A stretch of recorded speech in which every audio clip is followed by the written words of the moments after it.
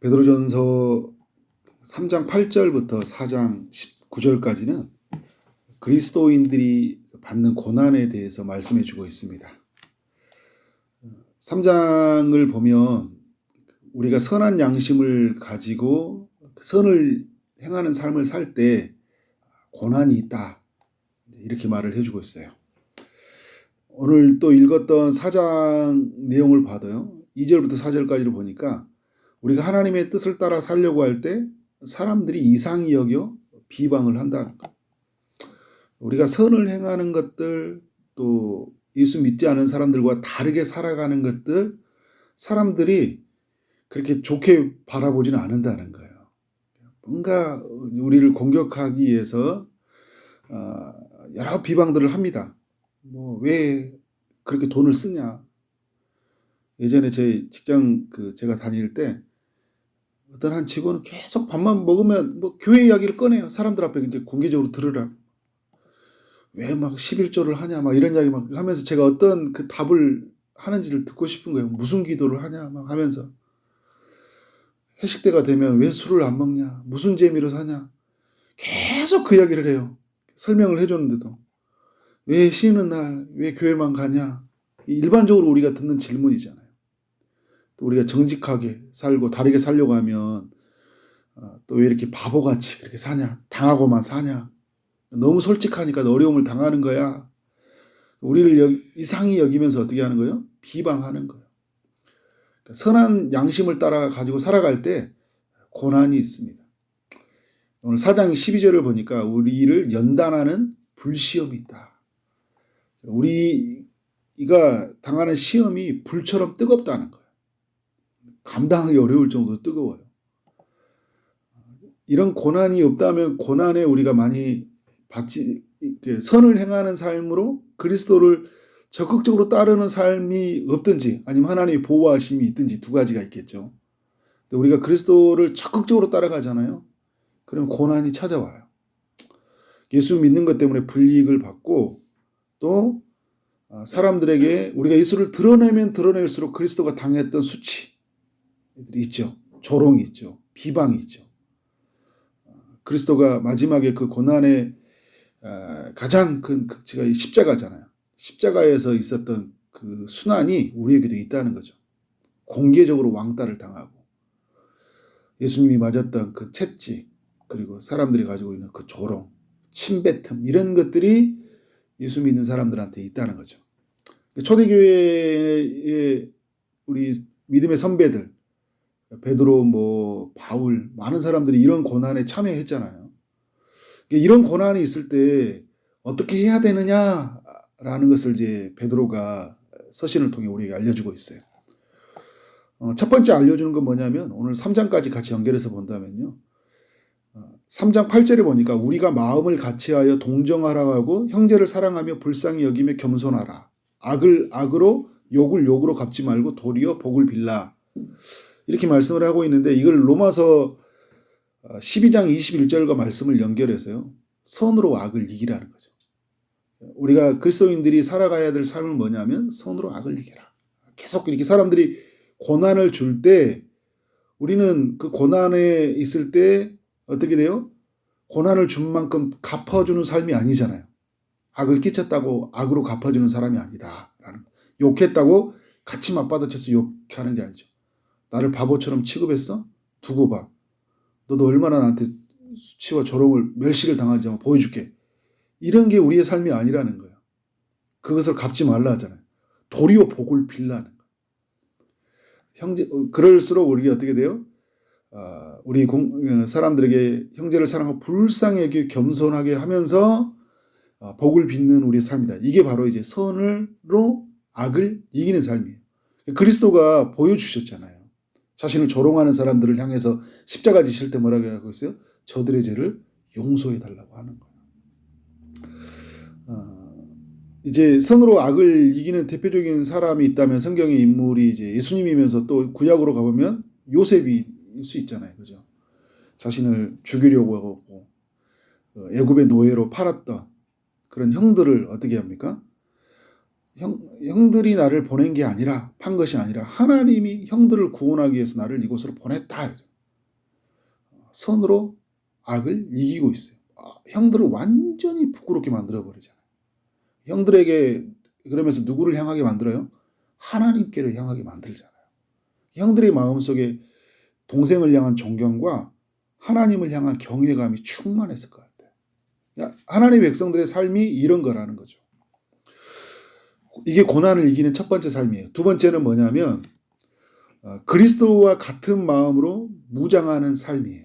오늘 4장 1절에 보니까 우리가 그리스도와 같은 마음으로 갑옷을 삼아야 된다, 이런 표현을 쓰고 있어요. 갑옷이 뭐예요? 전쟁에서 그 적군이 쏘는 활과 또 그 찌르고자 하는 어떻게 칼로부터 보호하는 거잖아요. 이 세상은 우리를 무너뜨리기 위해서 수많은 화살을 쏘죠. 에베소서에 보면 우리를 불화살을 쏜다고 하거든요. 불을 달아서 화살을 쏘잖아요. 뚫고 가도록. 그리고 또 우리의 믿음을 떨어뜨리기 위해서 그런 예리한 칼과 같은 걸 우리를 찌르고, 그죠? 베고 창으로 찌르는 일들이 있다는 거죠. 우리가 이제 어떻게 이런 세상에서 이길 수 있냐라는 거예요. 갑옷을 삼으라. 어떤 마음이? 그리스도와 같은 마음으로 갑옷을 삼으라. 그리스도가 가졌던 마음으로 무장하라는 거예요. 그러면 이 세상에 찾아오는 수많은 그런 불화살과 같은 시험들을 어떻게 한다는 거예요? 이길 수 있다는 거예요. 여러분, 내가 고난이 있다는 걸 알고 가는 것과요, 나는 고난이 없을 거라고 생각하는 것과 차원이 달라요. 내가 예수 믿는 것 때문에 고난이 있다 생각하면 고난이 찾아올 때 뭐라고 할까요? 올 게 왔구나, 이렇게 생각할 거 아니에요. 다른 사람들이 비방한 거예요. 맞아, 내가 하나님의 말씀대로 사니까 이런 비방이 있다고 하지, 비방하네. 그러니까 내가 마음이 어떻게 돼요? 견뎌내는 거예요. 그런데 이런 게 없이, 내가 말씀대로 살려고 하는데 왜 고난이 있지? 왜 하나님이 나를 안 도와주지? 이렇게 가는 순간 어떻게 된 거예요? 좌절이 되는 거예요. 하나님께 실망이 되고, 나를 칼로 찌르고 활로 쏘는 사람을 어떻게 해요? 너무 속상한 거예요. 그것 때문에 너무 고통이 되는 거죠. 예수님은 여러분, 마지막 순간까지 육체적으로 아프셨지만, 어떻게 해요? 고통이 있으셨지만 고난을 각오하고 오셨잖아요. 마지막 순간에 아버지 손에 이거 딱 하나니 나라고 하면서 자신을 찌르는 자들에게 원망하지 않고 하나님께 맡기고 나가는 모습을 보여주고 있어요. 세 번째, 고난을 이길 수 있는 세 번째는 뭐냐면, 우리가 정신을 차려서 깨워 기도해야 된다는 거죠. 4장 7절을 보니까 만물의 마지막에 가까웠으니 그러므로 너희는 정신을 차리고 근신하여 기도하라. 정신을 차리라는 거죠. 그리고 어떻게? 근신하라. 깨어서 기도하라는 거잖아요. 만물이 마지막에 가까이 올수록 여러분, 이 세상 가운데 가장 일어나는 징조 중에 하나가 뭔지 아세요? 예수 믿는 사람들 고난이 굉장히 극심하다는 거예요. 그리고 개인적 종말도 마찬가지예요. 굉장히 고난이 큽니다. 그 고난이 클 때 우리가 무엇을 해야 되냐면 정신을 바짝 차리는 거예요. 마지막 가까이 왔구나. 어떻게 해요? 근신해서 깨어 기도해야 돼요. 그러니까 지금은 여러분 기도해야 될 때인 거예요. 고난이 많다고 했을 때. 고난이 많으면 고난이 왜 찾아왔는지 막 그것 때문에 생각하고 막 고민하고, 그다음에 그 사람들 찾아서 연락하고 이렇게 해서 내 근심을 떨어내는 것이 아니라 어떻게 해요? 그 자리에서 무릎 꿇고 하나님께서 왜 이 고난을 허락하시는지를 알고 기도하는 거예요. 저도 최근에 막 우리 성도들 막 여러 가지 아픈 일들 여러 가지 생각할 때 이렇게 어젯밤에도 생각이 들어. 기도를 내가 더 많이 해야 되겠다. 막 이런 생각이 드는 거예요. 더 많이 해야 되겠다. 고민한다고 해결되는 게 아니잖아요. 그죠? 기도해야 되잖아요. 우리 삶에 고난이 있을 때 어떻게 돼요? 더욱 깨어 기도해야 된다. 그것이 이기는 힘이라는 것을 4장 7절에 말해주고 있어요. 또 고난을 이기는 고난을 이길 수 있는 네 번째, 믿음의 사람들이요, 서로 뜨겁게 사랑하는 거예요. 4장 8절에 보니까 우리가 어떻게 하고 있어요? 서로 무엇보다도 뜨겁게 서로 사랑할지니 이야기하고 있어요. 사랑은 허다한 죄를 덮느니라. 그래서 우리 안에서 고난이 찾아오면 죄성이 발동이 되거든요. 그래서 여러분, 믿음이 연약한 사람들은 고난이 찾아오면 누구 탓을 하고, 그리고 주변의 사람들에게 어떻게 되면 공격해요. 그런데 우리가 고난이 쌓여올 때 뜨겁게 서로 사랑하려고 하는 마음으로 서잖아요. 그런 죄의 문제들을 서로 덮어버려요. 그래서 어떻게 내가 본질에 집중하게 만드는 거예요. 이기게 하는 힘을 굉장히 우리를 강화시켜 나가는 거죠. 그래서 우리로 하여금 뭐냐면 서로라는 표현을 많이 쓰죠. 서로 사랑하라. 서로 대접하라. 얘기하고 있잖아요. 그리고 받은 은사들을 하나님이 여러 가지 은혜를 맡은 선한 청지기같이 서로 봉사하라. 하나님께 주신 우리에게 은혜가 있거든요. 또 교회 공동체를 세우시기에는 은사가 있어요. 그걸 가지고 어떻게 해요? 서로 봉사. 서로 이제 고난이 있잖아요. 아픔이 있거든요. 근데 어떻게 한 거예요? 서로가 가지고 있는 그 은혜, 받은 은혜가 있잖아요. 하나님이 주신 각자가 준 은혜가 있어요. 또 교회 공동체를 세우신 각자에게 준 은사가 있어요. 내게 준 은사를 따라 그 사람을 섬기는 거예요. 그럼 그 사람은 어떻게 될까요? 잘 이겨나가는. 교회 공동체, 우리가 셀 모임을 하거나 이렇게 모임을 할 때 공동체에 보면 꼭 하나님 어려움 당하는 지체가 있잖아요. 그러면 주시는 은혜와 은사가 각 사람에게 움직이기 위해서 어떤 사람에게는 그 긍휼함으로, 어떤 사람들에게는 대접함으로, 그죠? 어떤 사람은 기도해주고, 어떤 사람은 말씀을 권면해주고, 이런 힘을 통해서 어떻게 된 거예요? 그 사람이 힘을 공급받는 거예요. 고난을 이기는 강력한 능력을 경험하게 되는 거죠. 그래서 공동체가 온전히 서라는 거예요. 고난 가운데 있는 성도들이.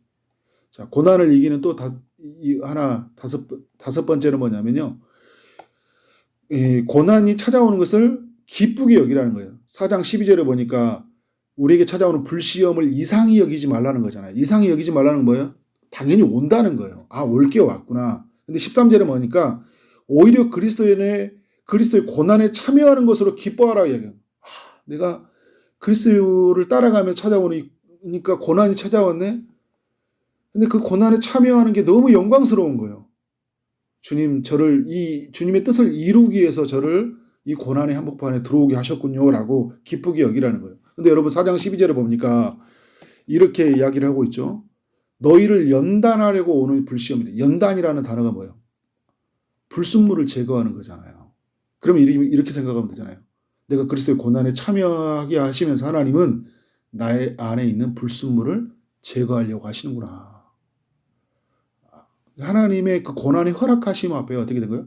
기쁨이 생기는 거예요. 나를 볼 때도 불순물을 제거하는 거고 하나님이 고난을 허락하심을 말미암아 하나님의 뜻이 분명히 이루어질 거거든요. 그 교회, 그 공동체에서, 가정에서 일터 속에서 분명히 하나님의 일하심이 있다는 거예요. 그때 기쁘게. 그래서 여러분 4장 16절에 이런 이야기 하잖아요. 고난을 받으면 그래서 부끄러워하지 말라는 거예요. 고난은 부끄러움이 아니에요. 오히려 어떻게 하는 거예요? 하나님께 영광을 돌려버리라. 영광. 와, 하나님 감사합니다. 하나님 일을 허락하셨군요. 불순물을 제거하시군요. 하나님의 뜻이 반드시 성취될 줄 믿습니다. 예수 믿는 사람들에게 이런 기백이 있어야죠. 이런 이침이 있어야 돼요. 우리는 고난을 대하는 자세가 틀려야 돼요. 마지막 고난을 이기는 그 6번째를 보니까 19절의 말씀이 되게 은혜가 되는데요. 이게 그러므로 하나님의 뜻대로 고난을 받은 자들은 이야기죠. 우리의 고난이 누구의 안에 있다는 거예요? 하나님 뜻 안에 있다. 하나님이 허락하지 않으면 우리 고난이 없어요.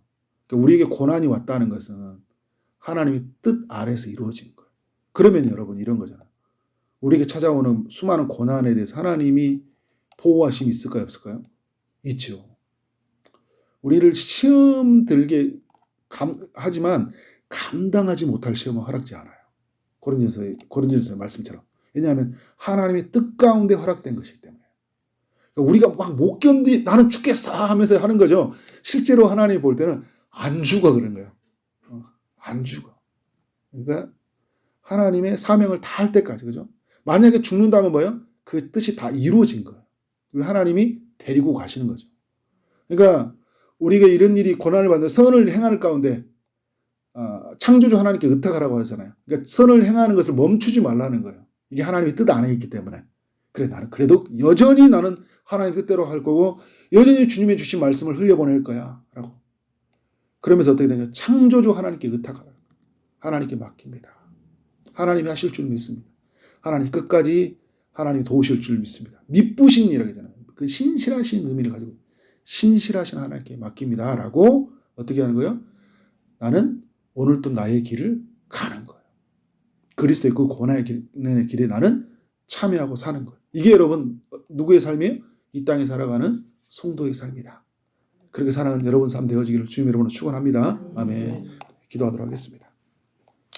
하나님 아버지, 예수 믿는 것 때문에 찾아오는 영광이 있지만 또 믿음으로 말미암아 찾아오는 고난도 있음을 압니다. 주님, 이 고난을 통해 우리 모두가 고난에 낙심하지 말고 또 선으로 악을 이겨나가게 하시고 또 그리스도의 마음으로 무장하게 하여 주시고 또 정신을 차려서 깨어 기도하게 하여 주시고 또 우리 믿음의 사람들과는 서로 뜨겁게 사랑하며 살게 하여 주시고 또 그리스도의 고난에 참여하는 것 때문에 기쁘게 하여 주시고 이 모든 고난이 하나님의 뜻 가운데 허락된 것이기에 끝까지 그 미쁘신 하나님을 의지하며 그 의리하며 살아가는 삶이 되게 하여 주옵소서. 고난 가운데서 하나님의 뜻이 이루어지는 기쁨을 누리도록 사랑하는 성도님들을 축복하여 주옵소서. 오늘도 주의 응답을 기다리고 있습니다. 주님이 찾아가셔서 일하시되 특별히 아픔 중에 있는 이들에게 치료의 강선을 비춰주시고 고쳐 주옵소서.